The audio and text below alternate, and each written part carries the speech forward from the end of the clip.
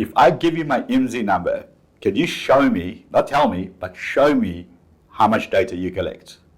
Yep, that was the question I asked the CEO of Cape, the privacy-focused mobile carrier, when I was invited to their offices to do a media interview. They thought I would ask the usual questions like, tell me about Cape, but I didn't. Instead, I asked, is Cape an FBI honeypot? And other hard questions that you guys left in the comments on my last Cape video. And I got it all recorded. And then I asked for proof. Things took a wild turn, including a massive surprise that I didn't see coming. So, here we go. I'm John Doyle. I am the founder and CEO of Cape. Can Cape snoop on my traffic? That's a great question. Snoop can mean a few different things. For example, deep packet inspection is a technology that all the major carriers use. It basically means they can break the encryption in the traffic and look at your calls and your data sessions and what you're browsing on the internet. And they use that data to form a profile of you, their subscriber, and then sell that information to advertisers. Cape full stop does not have deep packet inspection. It's an example of how we don't snoop on you. Explain how KYC fits into privacy and law enforcement. So, okay, KYC, know your customer. We get this question a lot, and it's because in a lot of countries, there are really stringent requirements to get a SIM card, to get cellular service. You have to sometimes present 2 forms of identification and other onerous requirements. In the US, there are almost no know your customer requirements. And so we're able to, and you've seen, Liron, when you onboard to Cape, we collect very little personal information. Basically just your zip code for tax purposes, self-reported zip code. And so know your customer requirements in the US are actually quite low, and we do take advantage of that for privacy reasons. A reason, if I may, that a lot of people are confused about that is almost every other carrier, when you sign up for them, asks a lot of information about you, right? They ask for your social security number, your mother's maiden name, and they do a credit check, and they do all these things that aren't required by law, and so we just don't do them.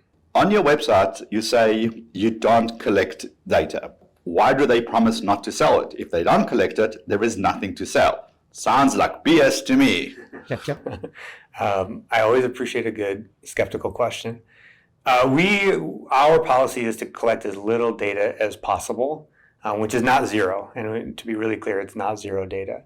Some examples of data we have to collect are zip code for billing purposes. Another example is a certain amount of call data records or traffic records. Because of our relationship with the underlying carriers, we have to pay them a bill at the end of every month per gigabyte. We have to pay them for every gigabyte we use. And so we have to keep a rolling 60-day window of those records. So if there's a billing dispute, we can reconcile the bill. But we delete the records at the end of 60 days versus all the major carriers keep them for an undetermined amount of time, an undefined amount of time, but years and years and years. And this is probably as good a time as any to mention, you can read in our privacy policy, state explicitly that we'll never monetize your data. And in fact, in the event we're eventually acquired by another company, it will be a condition of that acquisition that they promise also not to sell your data. If it connects to a network in any form, it can be tracked. Always a backdoor. It's a good point, and there's an important truth in that, which is in order to connect to a commercial network, you have to authenticate, and that's the root of the problem here is you present some credential to the network, and you say, I'm a paid Cape subscriber, please let me connect to the internet or connect my calls. So that's absolutely true. And so then that identifier then becomes, however fleetingly in Cape's system, it becomes an identifier on the server tracking you. So that part is right. The powerful thing we've done is use obfuscation techniques to decouple that identifier, which in this case is an Imsi, an International Mobile Subscriber ID. It's your billing ID for the telco. It's a long number printed on your SIM card. And so that Imsi basically is used to authenticate you into the network. We built a proxy to rotate those Imsis for our subscribers, which means that you can continue to use it, have a data session or be streaming YouTube or doing whatever you're doing in the background. Your identifier is rotating, so it's no longer one-to-one correlated with your identity. But the important part is the underlying physical networks where we rent capacity, it's architected in such a way they don't have any visibility into that handover. And so there really is a very strong decoupling from the underlying major carriers. So another comment that came up saying, look, this is just a honeypot. Honeypot is a name for a service created by law enforcement to entice criminals to sign up. And then the idea here would be the FBI runs CAPE, and we try to convince a bunch of criminals to sign up for the service, and then we can watch them because we have backdoors. I wouldn't be doing my job if I didn't start by just saying unambiguously we're not a honeypot. I can give you some examples on why you should believe that. First, we're not a very well-designed honeypot if we were one, primarily because we've been clear from the very beginning that we are required by law and we are willing to comply with law enforcement legal process requests, so like wiretap requests from the FBI. That's a legal requirement. We have to do it, we do it, and we say it over and over and over again. So if you're a criminal, I would encourage you not to sign up for CAPE because you're subject to wiretapping, just like the rest of our customers. Having said that, we do, and we're proud to push back on all law enforcement requests that are not backed by legal process. Not all the carriers can say that, but we can.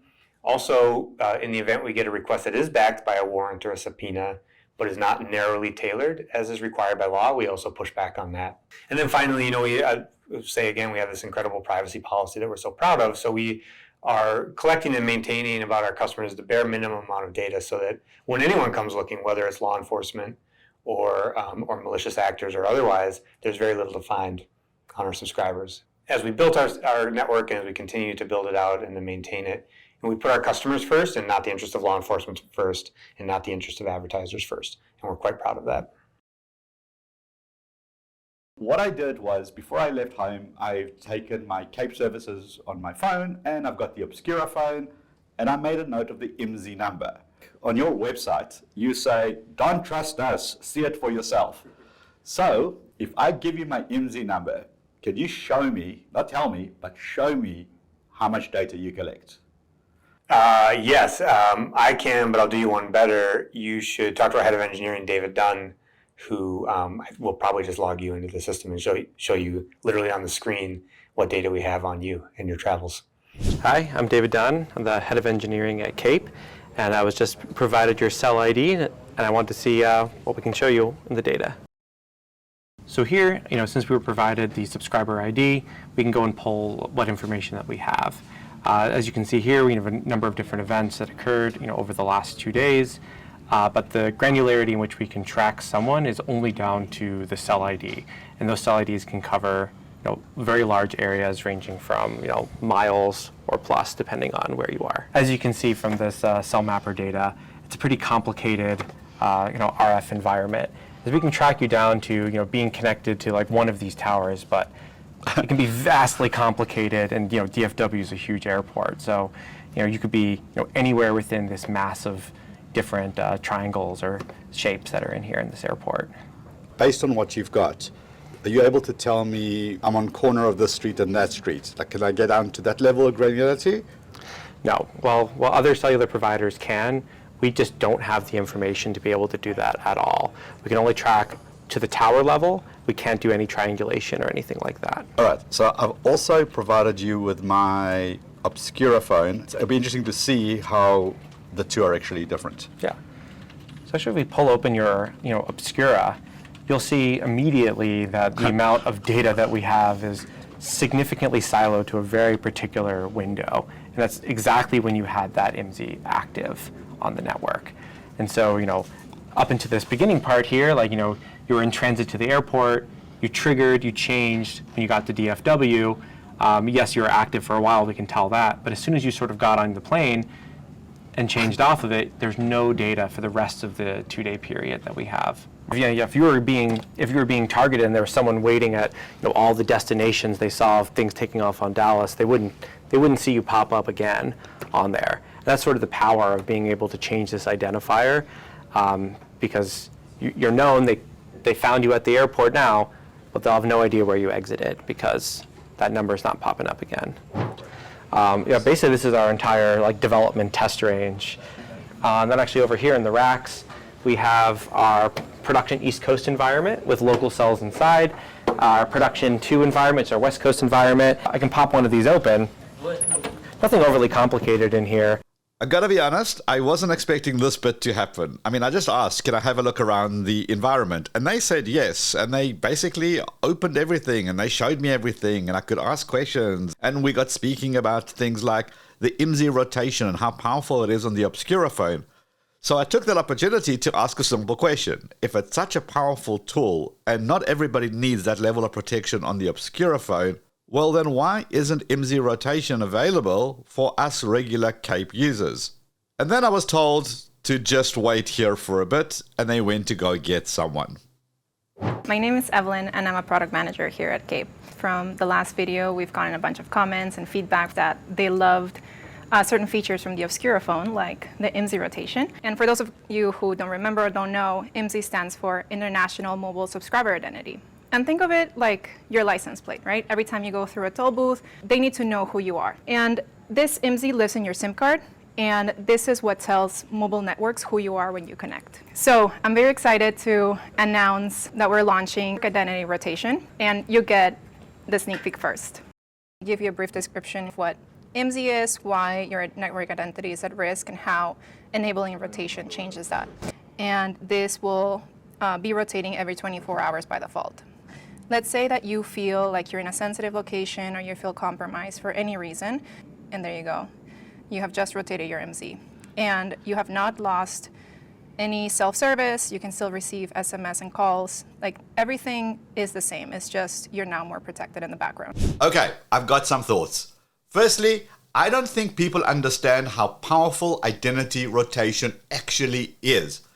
Imsi number is linked to everything that you do all the time. And it's one of those worst kept secrets that the networks use to track you and build your digital profile.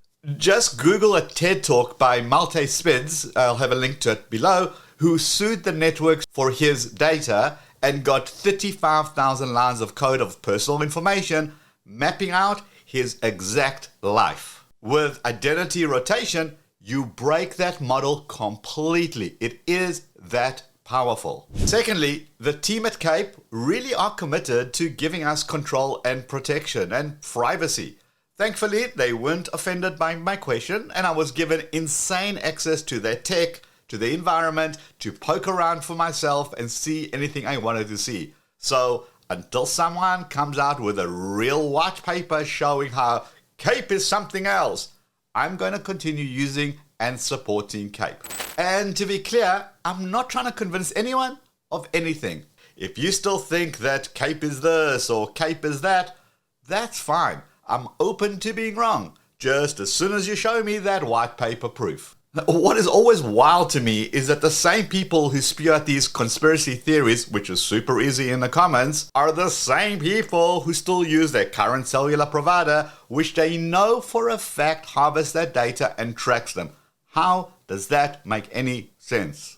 Anyway, if you want the next level in protection and you care about your privacy, check out the link in the description, which is not an affiliate link, so I don't get anything if you sign up. Just clarifying for the usual haters. And if you didn't see the first Cape video, check that out right over here where I dive into everything that Cape does. Give the video a quick thumbs up before you head out, and I'll see you in this video. Let's go.